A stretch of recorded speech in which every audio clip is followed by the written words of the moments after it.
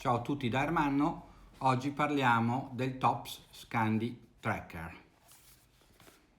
Questa è la sua confezione con cui viene distribuito. Dentro troviamo la garanzia,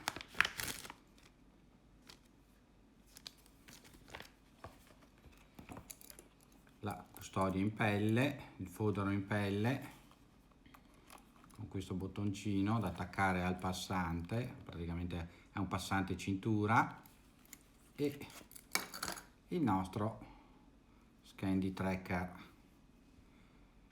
Eccolo qua, questa è un pezzo di scorta, praticamente questo è quello che utilizzo tutti i giorni da Edici. Eccolo qua, vedete la differenza, molto utilizzato, nuovo. Ecco, lo Scandi Tracker della Tops è un coltello molto interessante. Innanzitutto diciamo che ha una manicatura in micarta che però si impugna molto bene. Avete presente che io sono alto 1,83 m e la mano è molto grande, eppure riesco ad impugnarlo molto bene, sia in maniera, diciamo così, normale che in maniera reverse. Lo Scandi Tracker, come quasi tutti i coltelli della Tops, in acciaio carbonioso, è fatto in 1095, che è temprato in modalità criogenica e ad HRC58. Tiene bene il filo e si affila molto facilmente, anche sul campo, basta una piccola bacchetta in ceramica oppure anche una pietra di fiume piatta e si ripristina il filo velocemente.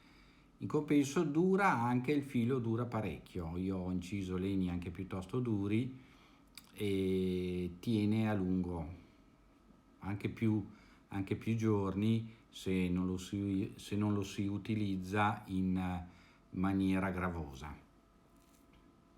È molto ben affilato, oltre a questo profilo Scandi, appunto, ha il micro bisello, quello che noi traduciamo in microbisello, in realtà è il filo che ha, se riesco a farvelo vedere, vedete che ha un'ulteriore bisellatura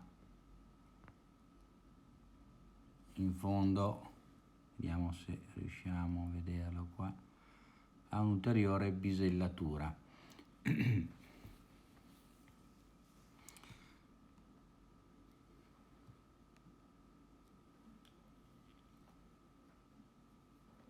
Allora, la lunghezza totale è di 19 cm e 1 mm, grosso modo 191 mm, e la lama è di 92 mm, 9 cm e 2.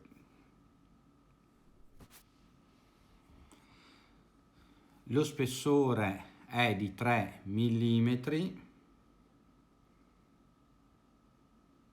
e il peso è di circa 107 grammi.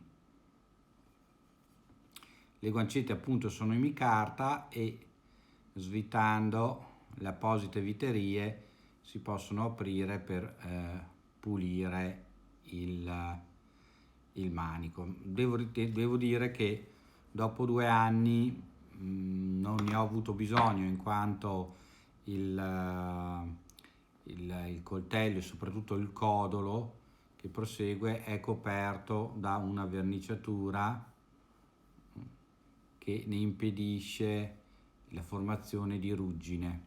Per quello che riguarda invece la lama, basta tenerla, asciugarla quando resta bagnata o se si è tagliato del legno verde.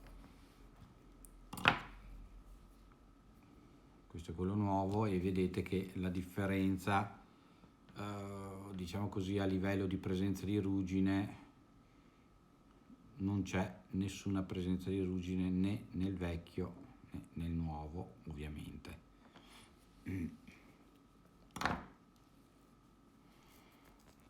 Allora, dicevamo, manicatura in micarta, 9 cm e 2 di lama, e il resto è manico fino a una lunghezza di 19,1 mm, 19 cm e 1 mm.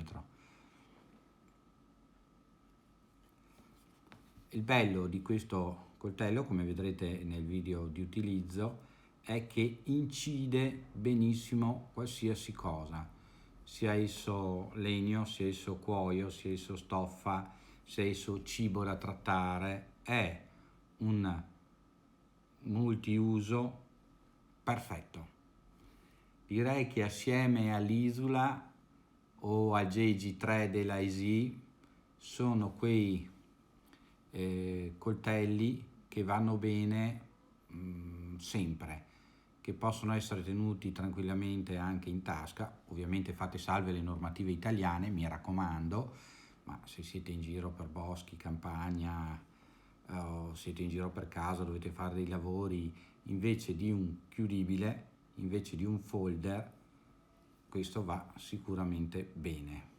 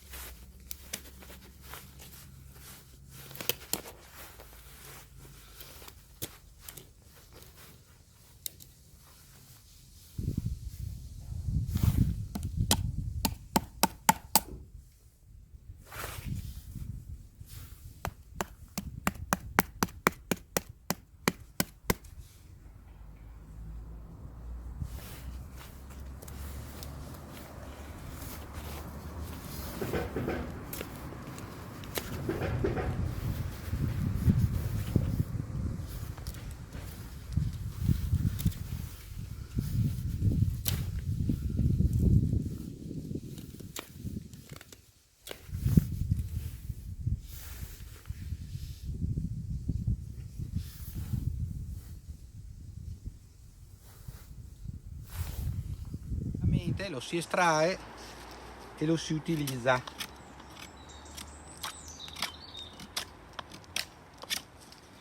Non teme il legno, non teme cibo, non teme stoffa, va benissimo sia per lavori di pesantezza media che anche per intaglio.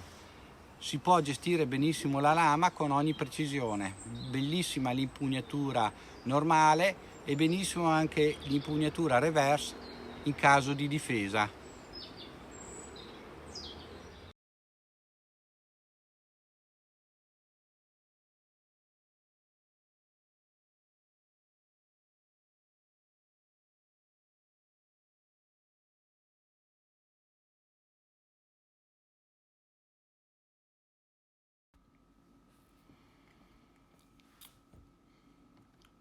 Come dicevamo, il coltello è un full tang, vedete che il codolo continua per tutta la lunghezza del manico, non ha una parte di codolo esposto, ma si può comunque utilizzare il punzone, il pezzettino di codolo infine per colpire, rompere i vetri, vedete che è leggermente appuntito, e anche come martelletto in caso di bisogno.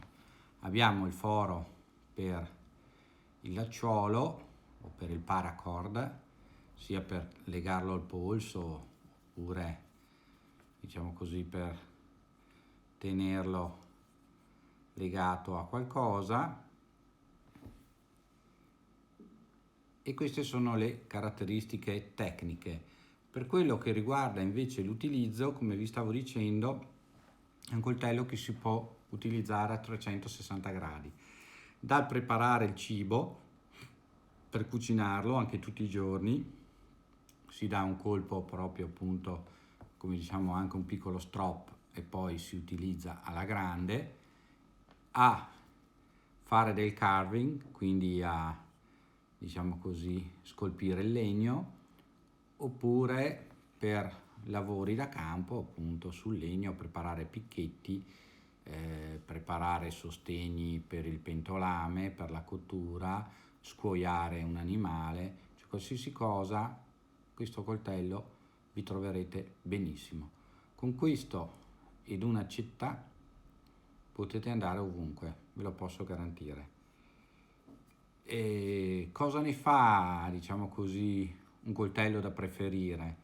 Oltre al tipico acciaio della Tops 1095 che loro temprano ottimamente, il fatto che si riaffila facilmente, il fatto che lo si può riaffilare con qualsiasi cosa, col fondo di una tazza, con veramente è un acciaio che si fa riaffilare bene, tiene bene il filo, nonostante la punta sembra assottigliarsi. Io ci ho aperto dei barattoli del cibo per cani, per cui resiste benissimo senza nessun problema, nessuna piegatura.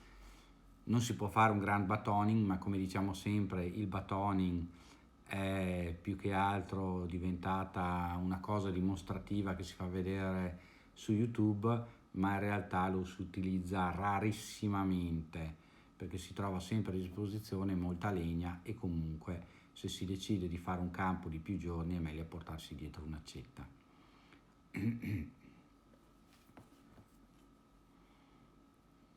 Voglio farvi vedere anche una cosa, perché lo Scandi Tracker può sostituire molto bene anche un pucco. Allora vi faccio vedere, che poi sarà oggetto di una prossima recensione ovviamente. Questo è il pucco della Tops, il Tanibocca pucco, fatto da quel signore appunto che vive nelle foreste del Sud America, se ben ricordo è uno slavo, Tanibocca, e lui crea su ordinazione varie tipologie di coltelli, tra cui anche un suo pucco che ha imparato a fare quando da un locale nei paesi del nord, praticamente in Svezia, Scandinavia, Norvegia, ha imparato a fare le varie versioni di pucco e ne fa una versione sua che è praticamente questa. La Tops si è fatto fare modello base e poi ha cominciato a produrlo. Un coltello molto bello, di cui però tanti criticano il manico, che è grande però permette una presa molto forte. Quello che volevo farvi vedere però è che questo ovviamente occupa un certo spazio. Se noi prendiamo lo Scandi Tracker vediamo che le lame sono sovrapponibili praticamente. Le differenze sono minime e la capacità di intaglio è la medesima. Però questo sta praticamente in tasca, è quasi un pocket knife, mentre questo bisogna tenerlo forzatamente alla cintura visto le dimensioni del manico.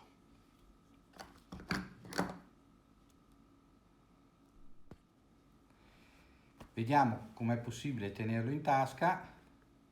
Questo è il suo fodero, vedete ho attaccato un pezzettino di paracord a un moschettone collegato al passante da cintura dei pantaloni, infilo dentro il mio Scandi Tracker, eccolo lì, sparito completamente in tasca. Esattamente, vedete è collegato al lacciolo, quindi al paracord, in maniera che se dovessi utilizzarlo estraendolo velocemente estraggo il mio coltello e il fodero resta attaccato e non va perso, e poi lo posso rinfilare in tasca.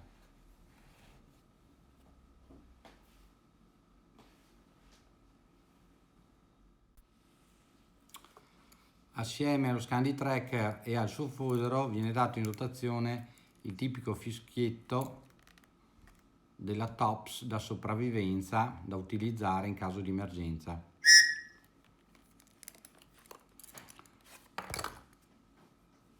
Per terminare, questo Scandi Tracker a mio parere non ha nessun difetto, perché anche chi ha la mano grande lo può impugnare bene. Questa è impugnatura anatomica, ha la giusta grandezza per essere utilizzato in tutti gli utilizzi possibili, è un po' in contrasto con la mania soprattutto di alcuni amici qua in Italia che cercano sempre il coltello con la lama più grossa, ma per fare tutti i lavori da campo questo è un signor coltello, ma anche per fare i lavori quotidiani come aprire scatole, pacchetti, tagliare tessuti, tagliare fili, eccetera, va benissimo. Io sono rimasto entusiasta tanto da farlo il mio EDC preferito. Per oggi è tutto, da Ermanno un saluto, ciao!